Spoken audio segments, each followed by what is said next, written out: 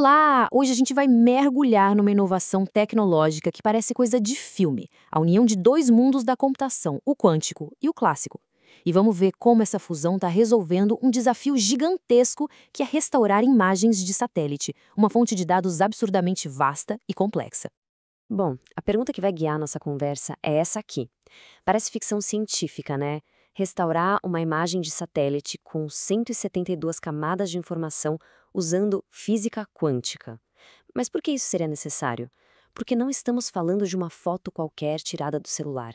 A quantidade de dados aqui é tão gigantesca que exige uma forma de pensar completamente nova. Pois é, o desafio aqui vai muito, mas muito além de consertar uma fotografia normal. O que está em jogo é a restauração de dados de uma complexidade absurda, capturados por satélites, dados que são, assim, vitais para a ciência. Então, para a gente entender o tamanho do problema, primeiro, o que é uma imagem hiperespectral? Pensem assim, não é uma foto só, é como se fosse uma pilha com centenas de fotos, uma em cima da outra, e cada uma delas captura uma cor ou uma fatia bem específica da luz que nossos olhos não conseguem ver. É isso que permite que cientistas vejam a saúde de uma floresta ou identifiquem minerais do espaço. A precisão é impressionante. Ok, para entender a solução, a gente precisa conhecer os ingredientes. Vamos falar de uma inteligência artificial que funciona como um jogo de gato e rato e como essa ideia foi parar no mundo quântico. Sabe, aquele das partículas subatômicas, onde os qubits processam informação de um jeito totalmente diferente e, convenhamos, bem esquisito. O coração dessa solução toda se chama GAN. E a melhor forma de entender é com uma analogia. Imaginem um falsificador de arte e um detetive. O falsificador, que a gente chama de gerador, tenta criar uma pintura falsa que seja perfeita.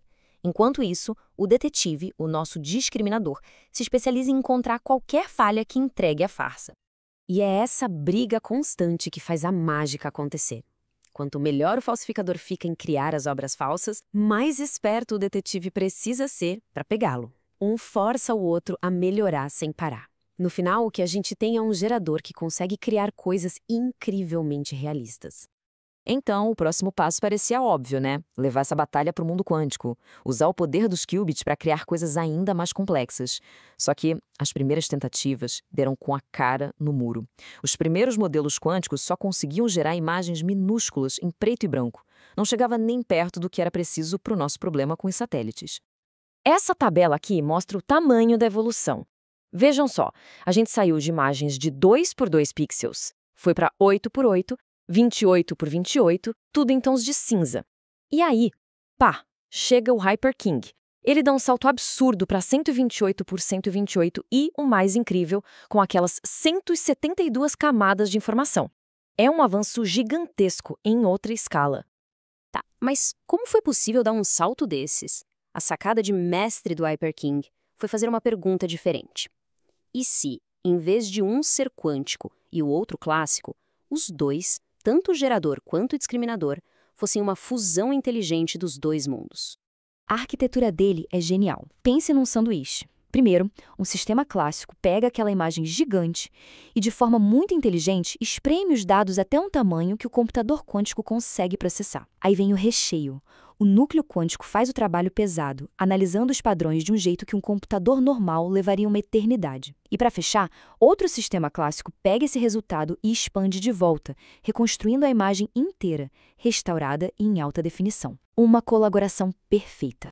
Certo. E o detetive, ele também é um híbrido super sofisticado? A fonte descreve ele como um classificador profundo altamente emaranhado. A palavra-chave aqui é emaranhado. Emaranhamento é uma propriedade meio maluca da física quântica, onde os qubits ficam interligados. Isso dá ao detetive um poder de análise muito mais profundo e complexo. Ele foi feito para ser o adversário perfeito para o nosso gerador. Ok, tudo isso é muito legal na teoria, mas e na prática? Funciona mesmo? Vamos ver agora como essa arquitetura se saiu num teste de fogo, usando dados reais de um satélite da NASA para tentar consertar uma imagem que estava severamente danificada. E o teste não foi nada fácil. A imagem não tinha um probleminha só, tinha uma mistura de defeitos. Tinham faixas inteiras de dados faltando, como se partes do sensor tivessem pifado. E além disso, 2 tipos diferentes de chiado visual, tornando tudo ainda mais difícil de consertar. E o resultado? Bom, o resultado fala por si só. De um lado, a imagem toda corrompida, cheia de falhas e distorções. Do outro, a imagem restaurada pelo Hyperking. Ficou limpinha. As faixas sumiram, os detalhes voltaram e o mais importante de tudo, a informação espectral, aquelas cores invisíveis que são cruciais para a ciência, foi preservada com precisão. E a melhora não é só no olhômetro, não. Usando as métricas de qualidade de sinal, o Hyperking foi uns 3 decibéis melhor que os concorrentes. Para quem trabalha com processamento de imagem, 3 decibéis é uma diferença enorme. É a prova em números da sua superioridade. Mas a parte mais chocante, para mim, é esta aqui. Um dos métodos clássicos mais fortes levou 45 segundos para restaurar a imagem. O Hyperking levou 0,057 segundos. Isso é quase 800 vezes mais rápido. Não é um pouco mais rápido, é outra categoria. Isso abre a porta para o processamento desses dados em tempo real. Então, o que a gente tira disso tudo? A importância do Hyperking vai muito além de consertar imagens de satélite. Ele é, na verdade, uma placa apontando o caminho para o futuro. A grande lição aqui é que o Hyperking não é só um algoritmo, ele é uma receita, um mapa. Ele prova que, combinando, de forma inteligente, a força dos computadores clássicos com o poder dos quânticos, a gente pode finalmente começar a resolver problemas gigantescos do mundo real que antes pareciam impossíveis só com a IA quântica. E isso nos deixa com uma pergunta fascinante. Se hoje a IA quântica pode devolver a visão a um satélite, o que ela vai resolver amanhã? A descoberta de novos remédios, a simulação de sistemas climáticos, otimização de mercados financeiros, a era da computação quântica prática, de verdade, talvez esteja bem mais perto do que a gente imagina.